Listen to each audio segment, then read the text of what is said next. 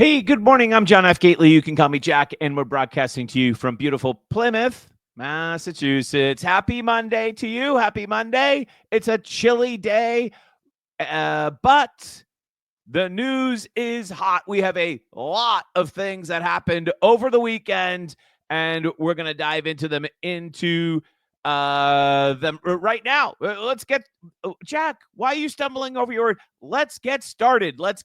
So, as you might be aware, over the weekend, Saturday at approximately 5:30 p.m., there was an attempted stabbing on Boylston Street in downtown Boston, the Back Bay, and the attacker was foiled by an off-duty police officer who shot and killed the attacker inside Chick-fil-A on Boylston Street, right at Copley. Obviously, this is the number one story in the city and probably in Massachusetts right now. There was a press conference immediately thereafter or shortly thereafter, in which case the mayor, the district attorney, and the police commissioner all expressed their condolences for the attacker who lost their life at the hands of the off-duty police officer. Let's give all credit where credit is due for the off-duty police officer for acting, everything we understand at this point, completely a justified manner to protect the lives of those that were in the Chick-fil-A. Thank you, officer, for doing your job. So we appreciate you. And we understand the officer went to the hospital for purely as a precautionary measure, which is kind of like standard. Just to check him and make sure, he's fine. So apparently he or she is fine, the officer, but the attacker is dead on the floor of the Chick-fil-A. There are massive political implications for this and also media implications. And I want to focus first on what happened. And that's actually very, very difficult. A lot of the video that's been released to date and that you're seeing promoted by the media this morning is watch the people run out of the Chick-fil-A after the officer discharged their weapon. And while that's interesting, and I'm happy to see that video, or interested to see that video, what I'm much more interested in is what happened before that. And if you have video of people running out of the Chick-fil-A, it's highly likely you also have people going into the Chick-fil-A, like the perpetrator and the potential victims, before the shooting.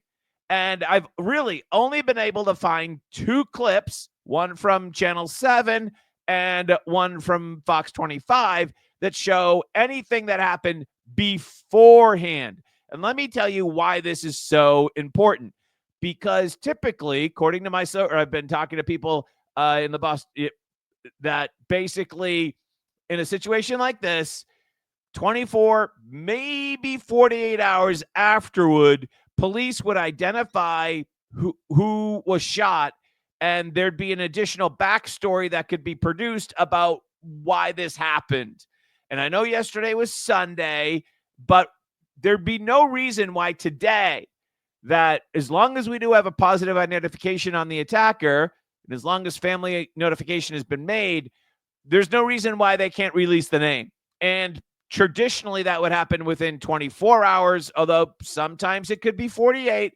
So highly likely today, we should get some backstory on who this attacker was. But the media is really only showing you video after the attack. We have two clips. They are brief, but let's go to them right now about what happened before on the street. So this clip is from a security camera from a business. It's part of a report from Channel 7. And most of you that have ever watched this broadcast have probably walked this sidewalk yourself. Some of you might remember that I did a report from this exact sidewalk last summertime about the delivery drivers, a lot of whom are illegal aliens, because there's a whole row of restaurants, Chipotle, Chick-fil-A, right on this stretch, finagle a bit, right on this stretch. And reportedly, this incident began at the Chipotle just a short distance away. So in this clip from Channel 7, you can start to see the man to the far left. He has a bag slung over his shoulder, and he's wearing kind of a brownish coat. It's a quick clip, but he's going to walk by the security footage. Here we go. Walking out of the local. So there he is. He's walking out. He's not running. He's walking. Liquor store. The coverage is not great, and the edit on this from Channel 7 is not great either. And so there he is, he is not at a full sprint. Actually brushed upon his. There he goes, and you can see when it's moving that he does have some type of bag slung over his shoulder in this brown winter jacket here. So there, and he just the very end there. He makes like a stabbing gesture forward, but he's not like running with like some type of machete. He's not doing this in the air. But he in the one small, very end gesture there, he does push the sharp object, which we assume is some type of knife, forward. And so that is one clip from outside of the facility before it happened. And then let's give all credit where credit is due for this next clip. This is from Daniel Coates from Fox 25. Let's bring it up on the big screen. And here he is. We pick him up just a few steps away on a different angle on the camera. Let's take a look. I don't think this one has sound. No sound on this one. So he'll show up in just a moment. All right. So there's one of the people that he appears to have been following. As you can see, that person's looking back. There'll be another person who appears on the street to the upper right. They suddenly take a quick right and run towards the store. And then here comes the man in frame. Again, you can see the man with the bag slung over his back, and he seems to be gesturing again with the knife. Now we go forward, but he's not running. He's not running, which is weird. The potential victims seem to be running. And they run into Chick-fil-A. And now he continues at a steady and swift pace, but he's not running, which is weird. And then he's repeatedly gesturing with the knife. And this part is also peculiar. Now he stops and turns around and gestures backwards. See that? He's gesturing backwards. And then the video clips a little bit. And he's gesturing backwards as to make sure no one follows him, and he runs in. He enters the Chick-fil-A.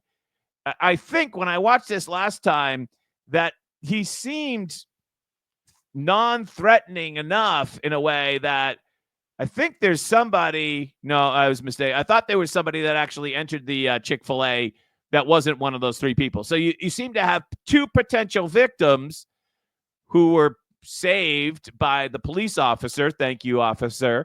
And then the perpetrator themselves. What's very interesting is, once again, and there should be no reason by the end of the day today, who is this victim? There was a lot, who is this perpetrator? There was a lot of speculation very early on that this was some type of crime perpetrated by hostile youth, let's just say. But the video inside Chick-fil-A, published by Anti-Wu Coalition, clearly shows that this appears to be a man 40 plus. He seems to be an adult grown man. This is not an 18-year-old perp, even though the potential victims definitely seem younger. The potential victims seem younger, but this perpetrator struck me as somebody that was at least 40 years old, if not older. That was just kind of my vibe. All right. If you want to be even more conservative, 30 plus. He's at least 30 plus in my picture, in my view of that Anti-Wu Coalition inside the restaurant, which we won't show we try to keep it a family show, but you can go to Anti-Woo Coalition's feed and take a look at that. The importance of this episode, it cannot be how do we want to underestimated. And let's just go like this and down like this. So keeping a lid on this story until after Wu's testimony in D.C., which is Wednesday, is critical to her. Why? Because Wu has repeatedly claimed that her sanctuary city policies have resulted in Boston being the safest big city in America, although she's backed off that in the last week. She needs this gone from the cycle ASAP. Now, we don't know anything about the perpetrator other than the video clip that we just saw. We don't know anything. And thank you so much for joining us today. Boston area dad says, we will never see the full outdoor clip. It was not easy to get those. I did not see them promoted on the intro. I had to dig for those. That's for sure. Ron has a question about Kraft, and we're going to talk about Kraft in a minute, so I'll hold that comment for then. Boston Confidential Podcast says, hello, good morning. Okay. This is hugely important for Wu because she's heading to the District of Columbia on Wednesday to testify about the sanctuary city policies. And of course, every time she's been asked, like with Jim Browdy and those type of thing, she's always said Boston's the safest big city in America.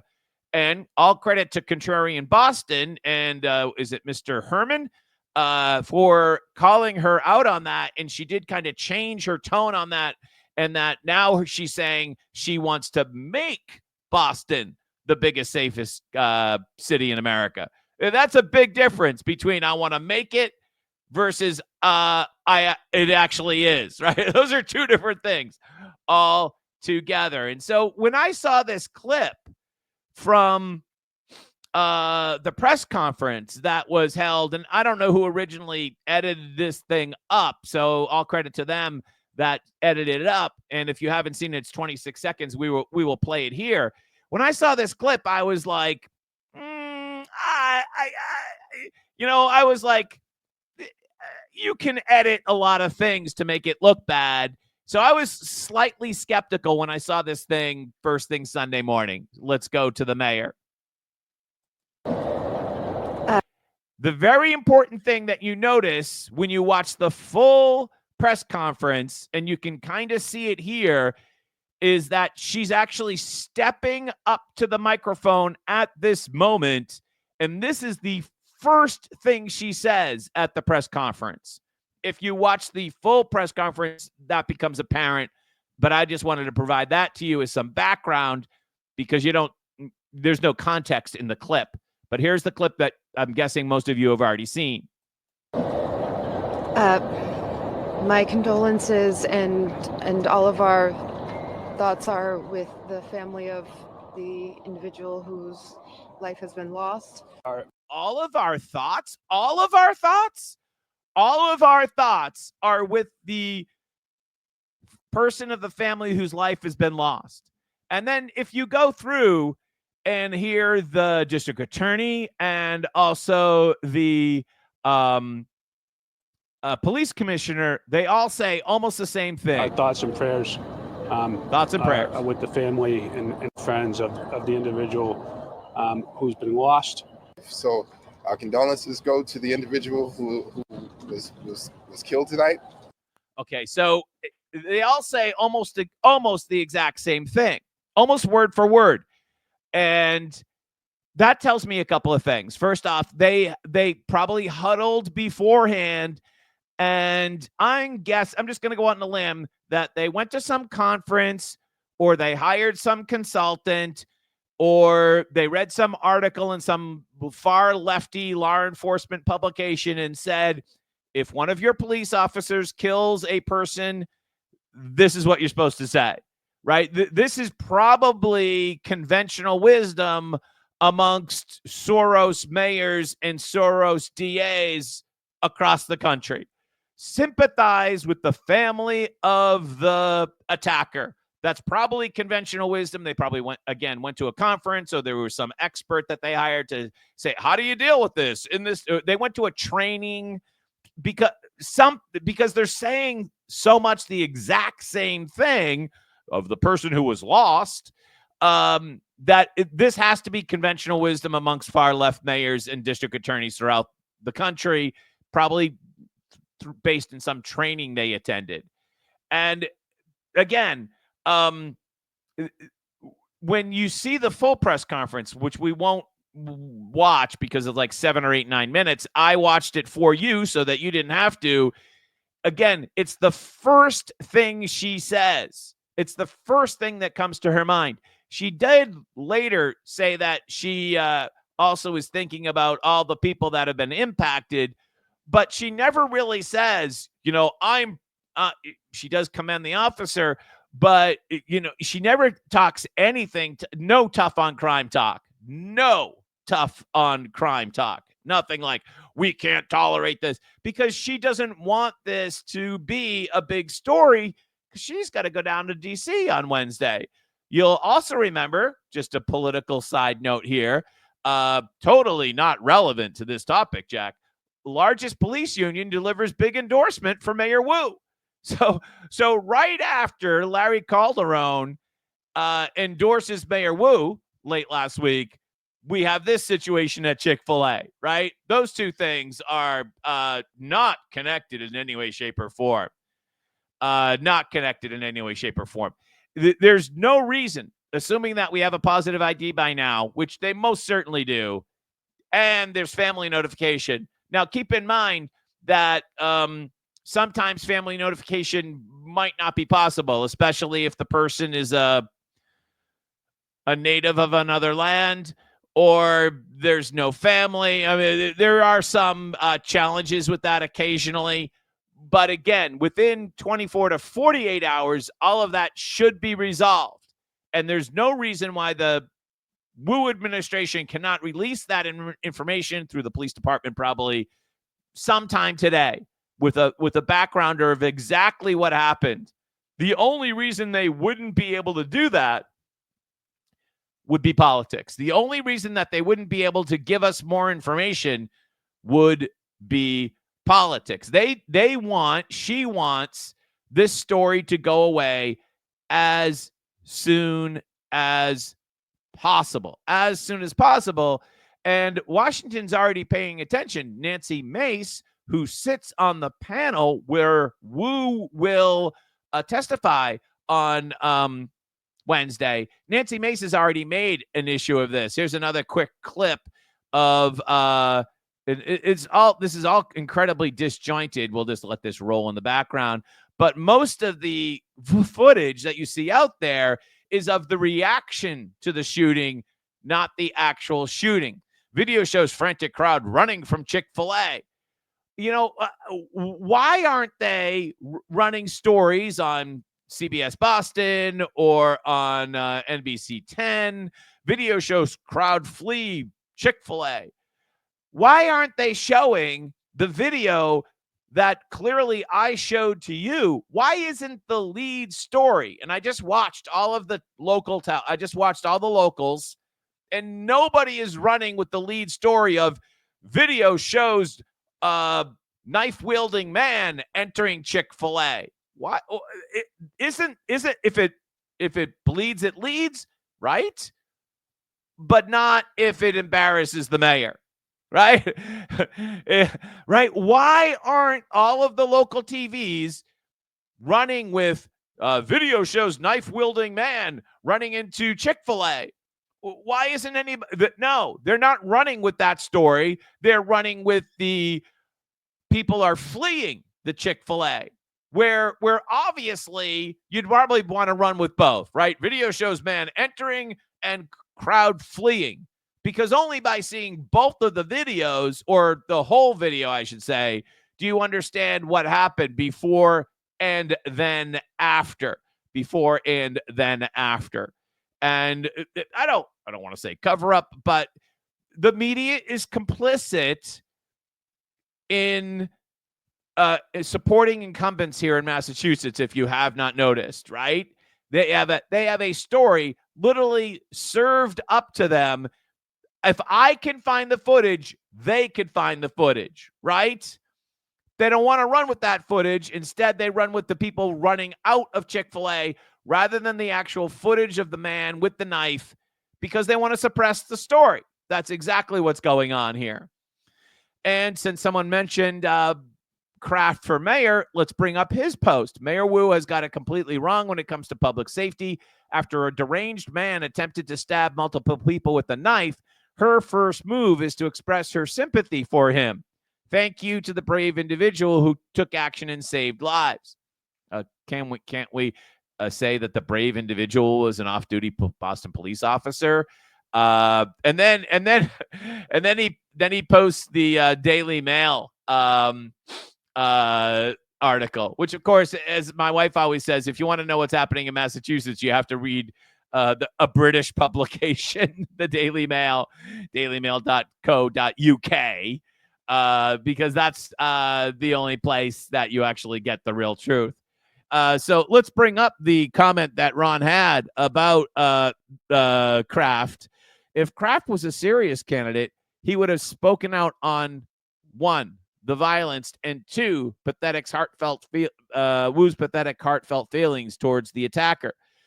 Well, I think he did that in this particular post, Ron. But here's I think he answered your question. But here's the problem with how Kraft handled this, and I think this is also illustrative of how the 3 or 4 people that are considering running for governor against Healy are also shortcoming on the how things are run in 2025 and 2026. If you're Kraft, you have to run this campaign with a little bit of a New York outrageous flavor.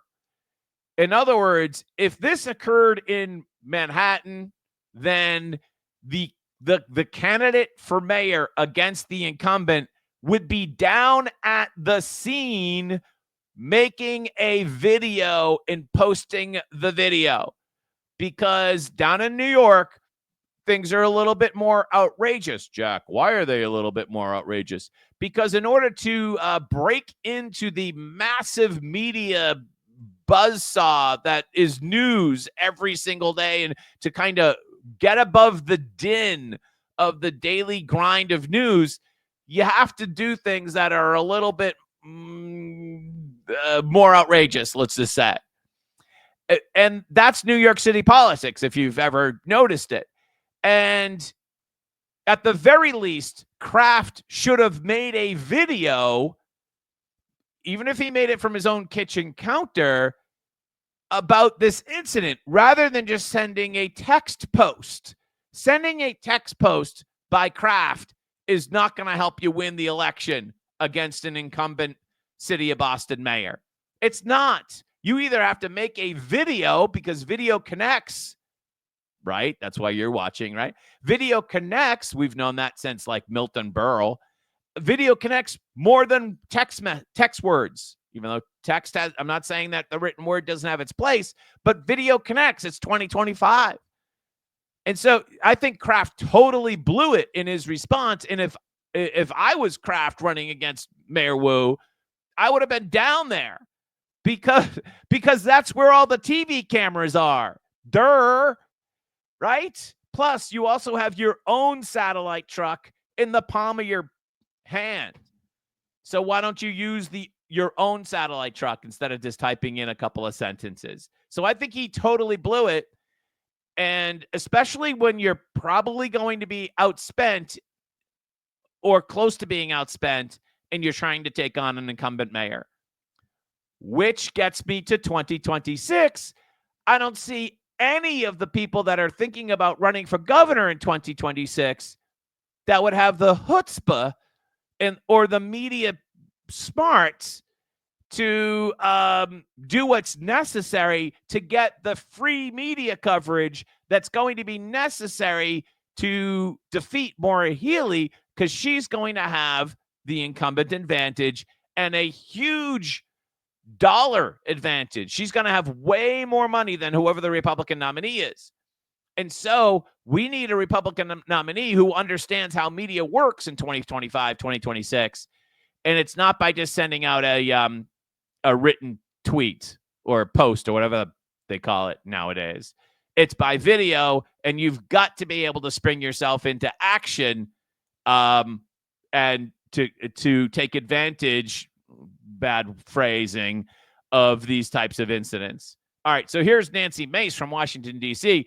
Condolences from the mayor of Boston. Wait for it, to a knife-wielding man trying to kill people. Thankfully, this guy was stopped in his tracks by a brave law enforcement officer.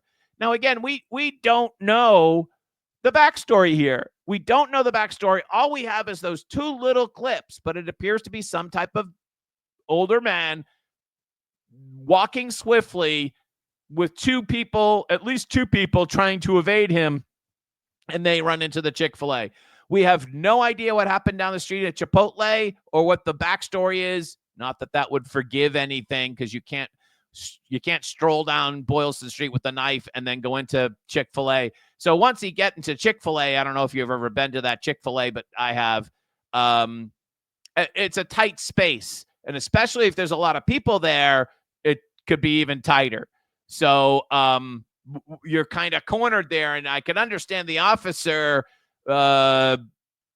reacting quickly, because it's not like people could quickly disperse. Because of the tightness of the space, it probably accelerated the response time that the officer needed to respond to, because if everyone was standing so close to each other. It's a very tight space in a busy Chick-fil-A, for sure. Now we have the real story. And the real story, of course, is that Mayor Wu is the victim. She's the victim. Don't you know? She's a political victim. She has a target on her back. Listen to this insane interview from Fox 25. Mayor Michell Wu now receiving for comments we heard in Daniel's package. Yeah, that's right, Carrie. This political expert tells me this backlash probably has a lot to do with the mayor's trip to D.C. this week. Oh, it seems like Mayor Wu. The fact that you noticed that the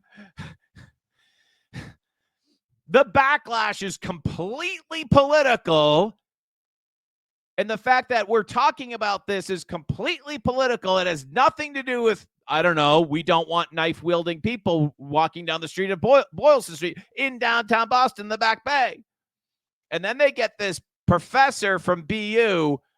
Listen to what he has to say. It's just absolutely insane. Who has a big target on her back? She's a victim. She has a big target on her back. Boston Mayor Michell Wu is under attack on social She's under attack. She's a victim. media for her response to the deadly officer-involved shooting in the heart of the city Saturday. Police say an off-duty officer shot and killed a man who was trying to attack people with a knife inside a Chick-fil-A. My condolences and all of our thoughts are with the family of the individual whose life has been lost. Many took to X, calling out Mayor Wu for giving condolences to the attacker's family after he was killed by police. I don't think this is normal at all. And it's as if they were all teed up, just waiting for this kind of moment to take advantage of it politically. Boston University Oh, I get it. Yeah, that you know what? We're all teed up because this, if this was a, how do I want to say this, a rarity in far left cities, then we wouldn't be all teed up. But this is the 2025 that the left has created. Political historian Tom Whalen says Mayor Wu is in the hot seat as she prepares to testify in front of Congress this week in D.C. Fails to protect our magnificent. All right. So, and then they cut to the video that the GOP published last week. Yeah, she's the victim. Don't you forget. She's the victim. She's absolutely the victim. By the way, another story that got kind of smushed over the weekend, a pair of Roxbury men suspected of trafficking more than 200 grams of cocaine and 100 grams of heroin while illegally possessing guns and ammunition are in custody. Good job, Boston Police Department, on this one as well. The perps are Roxbury men. Look it, we have their names: Jonathan Alcantara Garcia and Nucara Pimentel Serrero, age 40 and age 37, both of Roxbury, arrested after an extensive drug investigation from the Mattapan Drug Control Unit. Good job, Boston Police, in keeping these guys off the street. Let's see if we have any more comments. I think we do. Rose says, Milton Berle. Yeah, Mr. Television. Yes, Milton Berle. I know. No, I am not that old, but he's a legend, of course. Kenny says, sad thing is, imagine how bad the story has to be for the media to lead with a truthful headline. Right. It is kind of like a Emperor Has No Clothes situation. We're only going to get the truth when it's just too hard to keep it secret. Alice says, we need Dave Portnoy or somebody less controversial and famous. He'd be an interesting candidate. Dave Portnoy, Davey Day Trader, Captain Dave, right? He understands how the media works. He is the media, and he understands how the media works. So yes, yeah, Alice, let's bring your comment back up again. Alice, if you're going to run for office in 2025 or 2026, you need somebody that understands the media like Dave Portnoy understands the media. So I think we're on the same wavelength there. And Mary says, isn't it interesting that Wu is the victim just like the attacker? Yeah. A Soros playbook. Every day we see them align themselves with criminals. Every effing day. Absolutely. Whoever is running against Hillary Wu should throw out the rules to show the differences.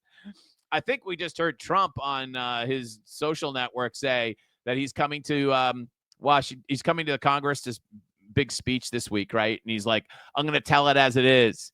And you need someone to tell it as it is, because the media will just eat that stuff up for breakfast. They will just eat it up for breakfast. If you give them the material like on a platter, if you're quotable and if you're Johnny on the spot, timely, they will eat it up on a platter, and that will help you overcome the massive incumbent advantage and financial advantage that these incumbents have. So I think that's one of the long-term political lessons here, is that thank you, Alice, for making that point. If you want to run for office and win in 2025, you have to understand the media like Dave Portnoy understands the media. Exceptional point. Thank you, Alice. The other day, late last week, we heard that Mass Save budget was going to be cut by $500 million. What was that, Friday, I think we heard? And when I heard that, I was like, how did they just instantly cut $500 million from the Mass Save budget? Not that I think that there's not $500 million to cut. There's probably a lot to cut. But first off, I didn't even know the budget for Mass Save was that big. But then I said, how did they just instantly cut $500 million? And this is so incredibly deceitful. And again, the media is so incredibly lazy that they fell for this spin when it first came out. And credit to the Herald that they actually ran this story trying to fact check the media, because that's not exactly what happened. That's not exactly what happened. What happened was the same thing. And some of you mentioned this on my mentions. Thank you. But I was thinking it as well. Some of you called it Democratic math. Some of you called it liberal math. Some of you called it wife math. It is a little bit just like when your wife comes back from Marshall's and she bought something and she says, I saved 20%. Oh, really, honey? How much did it cost me for you to save 20% for this lamp that we're not going to use? Well, the lamp was $60, but I saved 20%. Okay. All right. So, well, good job. Good job, honey. Well, I'm glad we saved 20%. In the meantime, we spent $50 on some lamp that we don't need, or some knickknack or whatever. But that's it's wife math. It's Democrat math. It doesn't make sense, because the fact of the matter is, and I posted this on the other day. Are you telling me that last year we actually spent $4 billion on Mass Save? We were considering $5 billion this year, but settled on $4.5 billion. And they want to tell us that that's a $500 million cut. Do I have that right? By the way, this is based on a 3-year plan, which, if it doesn't sound communist enough, right? If it doesn't sound Soviet Union enough, this is a 3-year plan. So we were thinking of spending $5. We cut it back to $4.5, and that's a $500 million cut. And the media fell for it. You lazy slobs in the media just lapped that up like Alpo in a dog bowl. How do you have any shame? Do you have any professional standards? I mean, when that story first came over to me, I was like, that's just not true. No government agency just lops off $500 million out of the blue. And they didn't. It wasn't a $500 million cut. It was a $500 million increase. They media just cannot stop lying to you. Analogy from Sam. This is very similar to when New York was going to charge $15 for the congestion fee, which, from what I understand, Trump is busy trying to cancel. Good for him. Then decided to only charge $9. And then Governor Hochul claimed that she was saving them money. Do you remember that? We're gonna save you money. It's not gonna be 15. It's gonna be 9. Remember, right now, when she said that, it was 0. So the tax was gonna go from 0 to 9. But that was saving drivers money because we were thinking about 15. Yes, excellent observation, Sam. And somebody else, I don't know where, we're going to get to this in a second. Here we're going to get to another perfect example of that in just a minute. Actually, we're going to bring it up right now. Let's bring it up right now. $5 billion for power strips and insulation. Nurse X wants to know. Nurse X, it's not just for power strips and insulation. You're forgetting the fraud. Fraud is a huge part of this. You're forgetting the fraud. It's $5 billion, Nurse X, for power strips, insulation, and fraud. Don't forget the fraud.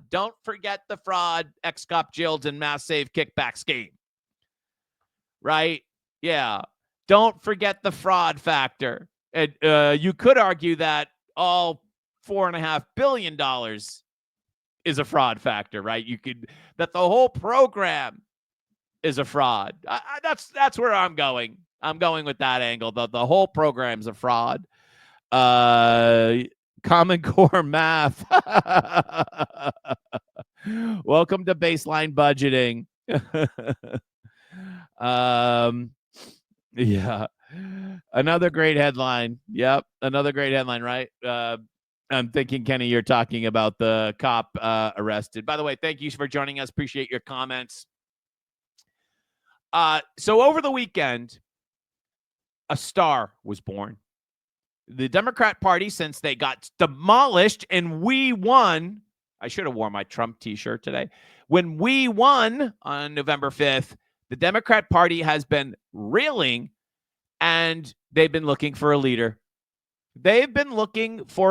Somebody level-headed, somebody that could clearly articulate what the Democrat Party stands for. Not some nut job Maxine Waters type person or Congresswoman Potato Head.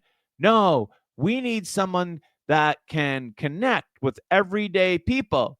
So, of course, the New York Times interviewed Maura Healey. Yeah. Now, check out the artwork on the interview where she was featured. Can you imagine yourself posing for this little film clip where they tell you, Maura, we're going to do this in slow-mo in black and white. What we want you to do is clasp your hands together, shake your shoulders a little bit. Don't look at the camera until the very end when you bring your gaze into the camera. Let's do it together. Hold on. I can't look at the camera right up. I got to do it up. Right? Imagine actually doing that. Imagine how narcissistic do you have to be in order to actually make this video? To make this video, like, how does her head fit inside the State House under the Golden Dome? Governor Maura Healey wants Democrats to put up a fight. And understand that she puts this article in the New York Times, or the Times puts it in the Times, however you want to think about it. Isn't she running for Massachusetts governor? Isn't she running for Massachusetts governor? Why would you be doing features in the New York Times? Why would you be doing features in the New York Times if you're running for Massachusetts governor? And I think it's crystal clear. I'm feeling Dukakis 86 vibe right here. Or actually, it would be more Dukakis 85 vibe. I'm feeling she's running for something else. She thinks she's won her reelection, and she's running for something else, either Senate or president. I'm not joking. I am not joking. I really do think that she's looking beyond the governorship. And that's why you start to do interviews with national media like the New York Times. Here's Mark Lombardo explaining, he's the state representative from Bill Ricca, explaining his take on the governor's interview. Representative Mark Lombardo here. This week, the New York Times did the interview with Governor Maura Healey, and it was something to read. First, they started with this very imposing photo of the governor. Then look at the stain on her face. That's exactly the approach she took towards the taxpayers during this interview. She was completely unapologetic on her approach with the migrant crisis and completely detached from reality of the facts of the world and how we got to where we are.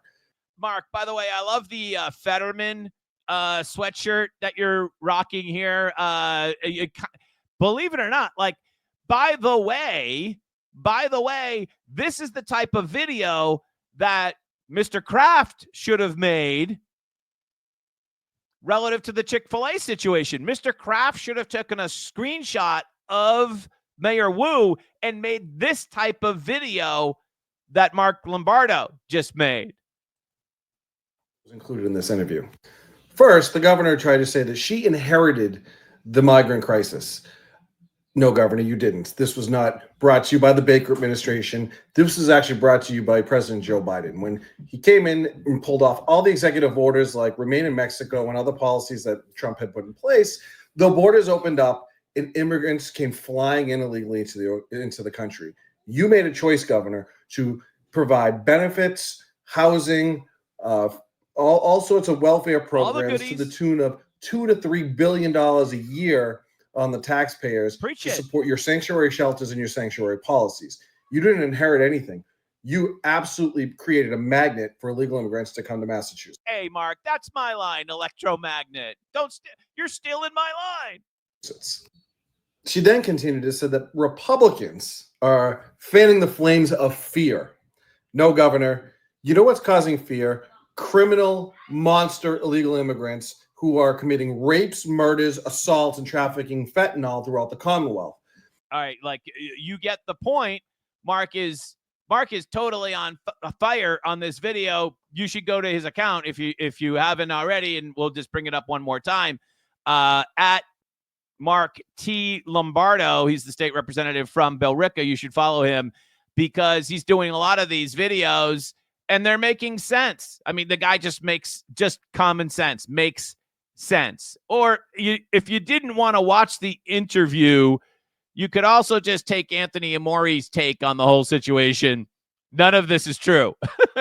So if you didn't want to spend the 2.5 minutes listening to Mark Lombardo, sometimes the written word can get right to the point, and he does that in 5 words.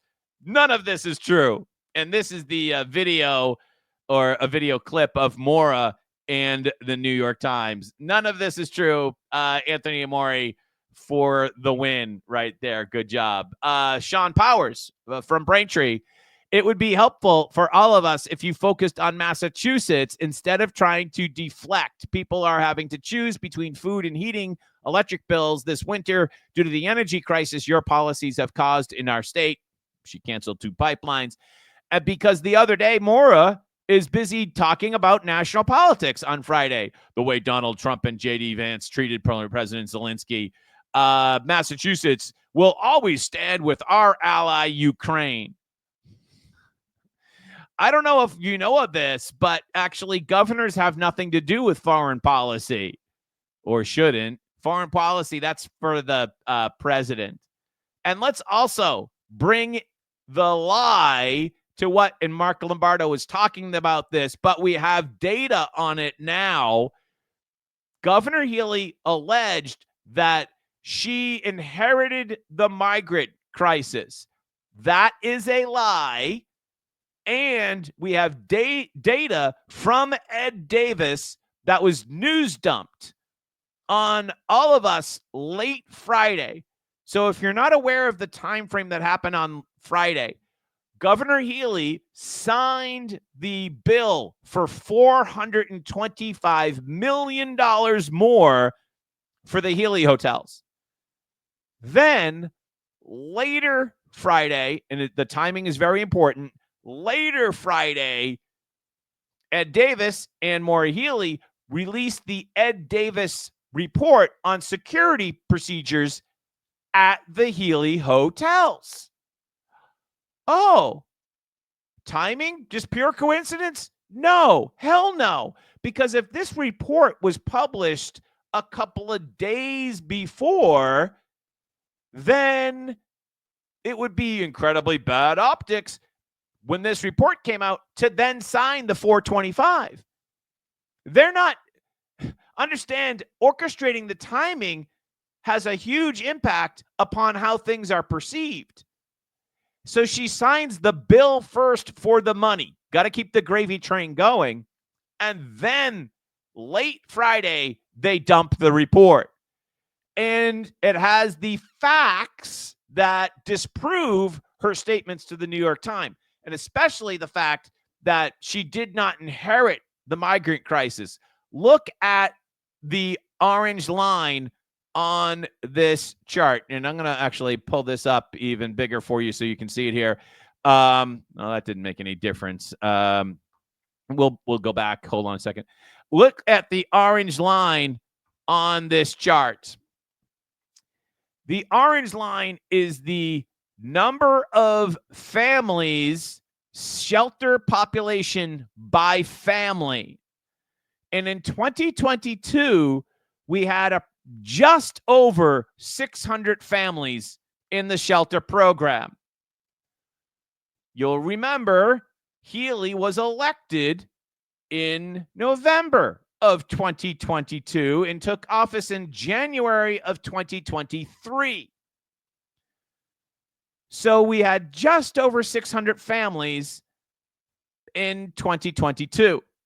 That bumped up to 1,300 families, so more than doubled during Maura's first term or first year in office, and theoretically, according to this chart, stayed at that 7,500 number since.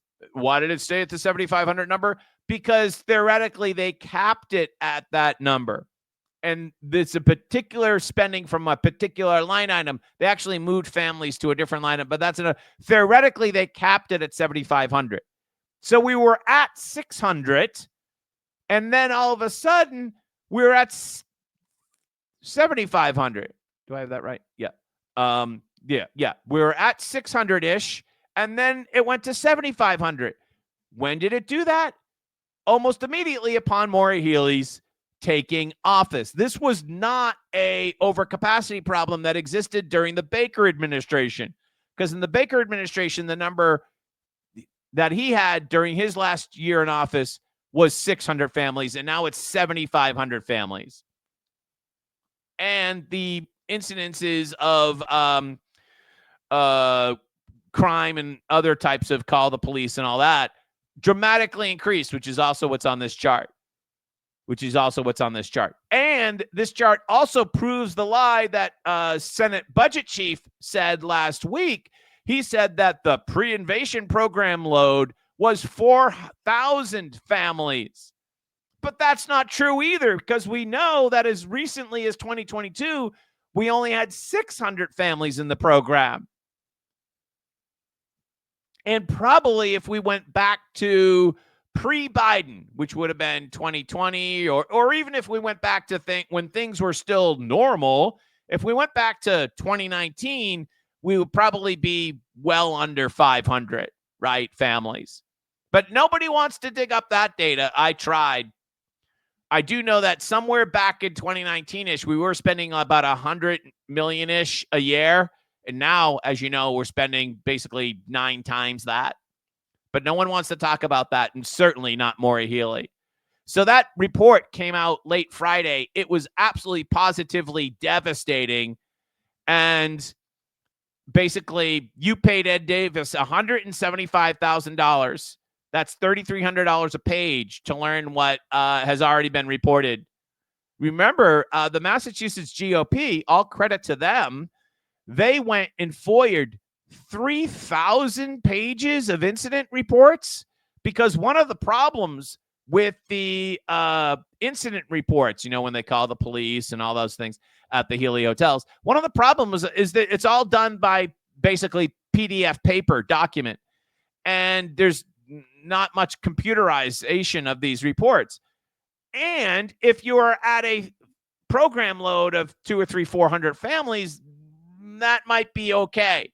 But when you bump up the program load to 7,500 families, then that system falls apart, which is actually beneficial to the Healey administration because it makes it much more difficult to hold them accountable. Understand that program failure, especially anything that is considered a way to track performance, is a feature for a lot of people, not a bug. Kelly Dooner was on, she's the new state senator from Taunton. She was on Channel 5 on the record the other day, and she nails some of the widely criticized aspects of the $425 million extension that Maura signed. Listen to Kelly Dooner just dump a lot of common sense on you right here. Campaigned on for a number of reasons, but we need to do more. And while I'm thankful that some of the reforms that the Republicans have been asking for over 2 years now are starting to come into play, we absolutely need more. Self-declaring residency, I think that's a very slippery slope. There's really self-declaring resident. So this $425 million bill, which was added to the 259 in the original 325, this will be $1 billion. You can just say you're a resident. Listen to Dooner explain. No confirmation of what that is. When you say self-declaring residency, what does that mean? Yeah, Charmin's like, what the hell does that mean? You can state, I intend to stay here. I intend to stay here. Supplemental budget with the requirements. So that's self-declaring. I didn't think that's enough. I think we need to prioritize our veterans, our seniors, and our vulnerable families here in Massachusetts. And I feel strongly on that because while door knocking over the summer, meeting with You heard residents, a lot from people on I this. did. And I also ran into vulnerable families, a single mother in particular who was raising 2 children, could not get into housing, was living with a friend. And I think when you think homeless, you think on the street. But that's not always the situation. You know, she was living with a friend and her 2 children. What about, you know, the governor has. All right. So more wisdom, more common sense wisdom from Kelly Dooner, the new state senator in Taunton. She nails it. By the way, some really startling stats in the report that was news dumped late Friday after they got the money. Do you know there are 55 Healy hotels across the state? 55. But that number was kind of the ballpark of what I thought it would be. What I didn't know is that there also are a couple of specialized facilities, but then there are 1,600 apartments. 1,600 apartments. Plus another 100-ish congregate facilities. Yeah, so it's not just hotels. There are 55 hotels, but then there are about 102-ish congregate facilities and 1,600 apartments scattered throughout the Commonwealth. And that's what this emergency shelter program consists of. Plus a couple of specialized facilities, including one of the specialized facilities that the report actually praised was the old soldiers' home in Chelsea. So for those of you who don't know, they built a new soldiers' home in Chelsea on the top of the hill, and they were about to demolish or repurpose the old facility. And instead of doing that, they actually made it a illegal immigrant shelter facility. Rather than house the approximately 500 homeless veterans in Massachusetts on any given night, they took the old soldiers' home facility at the top of the hill in Chelsea, you know it, and they gave it to illegal immigrants rather than housing homeless veterans. Can't make this shit up. Off of Nantucket, damaged wind turbine struck by lightning. So there's the turbine that failed last July. There it is there. And here's the headline or the lead from the Nantucket Current. The same Vineyard wind turbine that suffered a blade failure last summer was struck by lightning late last week, said the U.S. Coast Guard. The alleged incident, why is it alleged? I think if the Coast Guard tells you about it, I'm pretty sure you could strike the word alleged. The incident occurred Thursday or Friday, as there are conflicting reports on the timing, as well as the damage done to the turbine. The turbine known as AW38 had one of its blades snap into thousands of pieces, maybe millions, last July 13th, sending large amounts of fiberglass and foam debris to the Nantucket shores, which our friend of the show, Mary from Matticat, or Matticat Mary Chalk, has been documenting out there. And I was happy to go out and interview her a month after the report. But she published this, where is it? Come on, Jack. She published, there it is here, this email, which she, how do I want to say this? Acquired. She acquired this email, and I know it's going to be hard to read, but I'll just pump it up here so I can see it. This is an incident report from the Coast Guard, and it says the report from Vineyard Wind that the turbine was struck by lightning on February 27th, caught fire and detached. Caught fire and detached. One of the windmills, the one that failed previously in July, caught fire and detached, according to this email acquired by Mary Chalk over on Nantucket. Now, the one unfortunate thing about this story is that the turbine is way the hell out there in the ocean. So it's not like it's readily observable by the general public. And therefore, the company that runs this situation has the upper hand because you can't really see it, like, on a daily. You can't just walk by and look at the turbine because it's way out there. It's way out there. So you have to kind of trust the reports from the company. And that is a big problem, as the Nantucket Current is starting to find out. Great name for that newspaper, by the way, Nantucket Current. Almost as good as Universal Hub. Universal Hub's a great name, but Nantucket Current is also very good. We asked Vineyard Wind for a comment around 1 p.m. this afternoon about the lightning strike. Never heard back from anyone. This statement was sent to press at 5:30 p.m. Everyone got it except for us. Looks like Vineyard Wind dropped the Nantucket Current from its distribution list. And so you read the Vineyard Wind statement, which we won't, and it's filled with holes. There's a lot that's missing there. We'll just put it this way. And the first thing that's missing is the name of the person who made the statement, because right off the bat, it says the following statement can be attributed to a Vineyard Wind spokesperson. These people don't even have the pride in their own work, the integrity to put their own name on the statement. They don't even say this is a statement from the company. This is written by a lawyer, obviously. The following statement can be attributed to a Vineyard Wind spokesperson. Well, I mean, I could attribute a lot of things to a Vineyard Wind spokesperson. Doesn't make it true.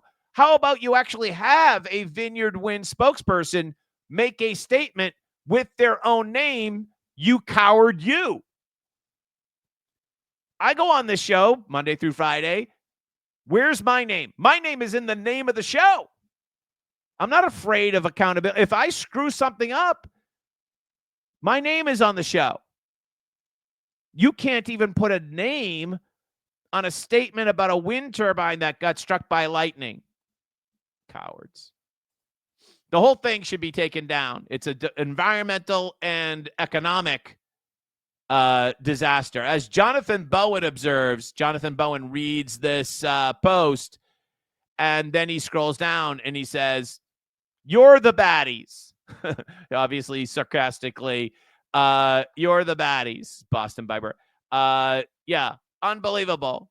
So we don't know what the real truth is because we have no video, we have no pictures, and we're certainly not going to get any of that from the company, are we? No. There was a fishing vessel that observed this, and then they sent out the Coast Guard. The company sent out a plane. And they reported back there was no debris. You would think that they took video and photo. Are they going to share it with you? Hell no. The current thing. Katrina Delaney of the Pembroke School Committee. She was protesting Elon Musk a month ago. Now she's back with her color-coordinated Ukrainian outfit on the same overpass, which is right next to the Healy Hotel. You guys know where it is, the old Howard Johnson's up there in Kingston. This was just her this past weekend. She has a new profile pic on Facebook. She did have the Elon Sucks profile picture, which I edited this and put in the dates. Now she's on the bridge this past weekend with her yellow vest, her blue hat, so that she's literally dressed up as a giant, and I do mean giant, Ukrainian flag, protesting for the current thing. Way to go, cat. Diana DiZoglio is on the warpath. And I got to say that CBS Boston has got the story wrong. Why Massachusetts House Speaker opposes Diana DiZoglio's attempt to audit the legislature. This is not her attempt to audit the legislature. This is the law. Why does that headline say House Speaker opposes DeZoglio's attempt to audit legislature? Why doesn't the headline say House Speaker defies voter law? Why doesn't it say that, John Keller? I'm not going to play the video here, but doesn't Mariano here? He plays the role perfectly of somebody that's been on Beacon Hill way too long, as does John Keller for that matter, with this incredibly deceptive headline. Why doesn't this headline say House Speaker tries to explain why he's defying the law that 72% of people voted for? DeZoglio on Thursday night just ripped into the state senators who are trying to hold a hearing, trial on the law. We don't need no stinking hearing. The law is the law. If you disagree with the law, then go to court. Until then, comply with the law. It's not that hard. But she is ripping mad. She actually pushed up this post sometime Friday where she kangarooed court them. Diana, there is a problem with this, is that you actually should have put the faces of the state senators. Yeah, you got to put this into Photoshop a little bit here. Get your team to put Cindy, Paul, Joe, and Bill's photos on these kangaroos and then repost it, please. Because that's what you need to do. Because you got to put a little, there's a tutorial somewhere about how to do, but you got to put their faces into the kangaroos and then people will get the picture. We've been covering on this show several days in a row problems with Obama-Romney care. There is a story in the Commonwealth Beacon, once again, the stress test facing Massachusetts healthcare, from primary care shortage to overloaded emergency rooms and shaky hospital financials. Our system is teetering on the brink. This is an opinion piece from Eric Dixon. Now, I actually haven't read the piece, so we're not going to dive in, but I think we can agree that the premise of this article is accurate. The only question is, what's the solution? Our system is teetering on the brink. Why is that? Obamacare, Romney care, too much government involved in our healthcare system. The problem is, as you've heard from me before, there are way too many people out there, including some Republicans, who look at the current system and think the government needs to step in. Are you high? The government effed it up. We don't need more government. There are some activists who look at this headline and say, we got them right where we want them. This is our chance to completely overtake the healthcare system. This is our chance for a complete takeover, where any rational person is going to look at this and say, whoa, we need less government. Right? All right, we've had a great show today. Let's see, we have some comments. Let's get back to it. Turbines are horrible. Solar is not as bad, but it has issues. Thank you, Kenny. Let's see. They'll know they'll lose in court. Yeah, they might lose in court. I don't know. I have no idea whether you're talking about whether the Massachusetts House can make a legitimate argument that there's a constitutional separation of powers. I don't know if they'll lose in court. But what I do know is that if you oppose the law, that's where you go. You don't try to fight it in public opinion because the people have already spoken. And so if you oppose the law, challenge it in the court. In the meantime, comply with the law. And this is not a story about the state auditor's attempt. This is about a voter-approved law. 72%, every single city and town in Massachusetts voted in favor of this. I'm really hoping that we get to the point where Andrea, and yeah, I know I mispronounced her name. I did it on purpose. Andrea Campbell either appoints a special attorney general or she takes on the job herself. We have got to get to the point where we force the attorney general to represent the auditor, either directly or with the special attorney general. We've got to get to that point. In the meantime, getting back to what I said about Josh Kraft, in 2025, 2026, if you want to move the needle politically, because there's so much happening, and I've said this before, and I don't want to berate it, but you've got to be a little bit more New York-y, in New York City, in your theatrics politically, right? You've got to be, in order to get attention and break through the din. That's why I said weeks ago that literally she should march down with a bunch of number 2 pencils, her staff, and bring the media and literally have the speaker stand in the doorway. That's how if I was a state auditor, I would literally make the speaker turn me away. Because that's how you grab people's attention and really put the truth out there, which is the House and Senate are the real threat to democracy. They are subverting your voice. You people voted for this, 72%. And then they run around saying Trump's a threat to democracy. They are the threat to democracy. They are demonstrably the threat to democracy. Crystal clear. Rose says Margot says it was obvious she was running for something else with her helping the Kamala campaign. Well, I think she wanted to be U.S. Attorney General. I think clearly wanted to be U.S. Attorney General. That's not going to happen anytime soon. So maybe be senator or maybe be president. And I think she's decaucusing this. She's definitely decaucusing this, in that she's kind of running for governor, but she's looking beyond that right now. She's assuming she's going to win in 2026, just like Dukakis assumed that he was going to win in 86, and she's looking beyond that. And that's why she's going out of state to do media interviews like the New York Times, which has a national profile. Great observation, Margot. Hey, I got a lot to do. You do too. Go make some money. Have a great day. Talk to you soon. Bye-bye.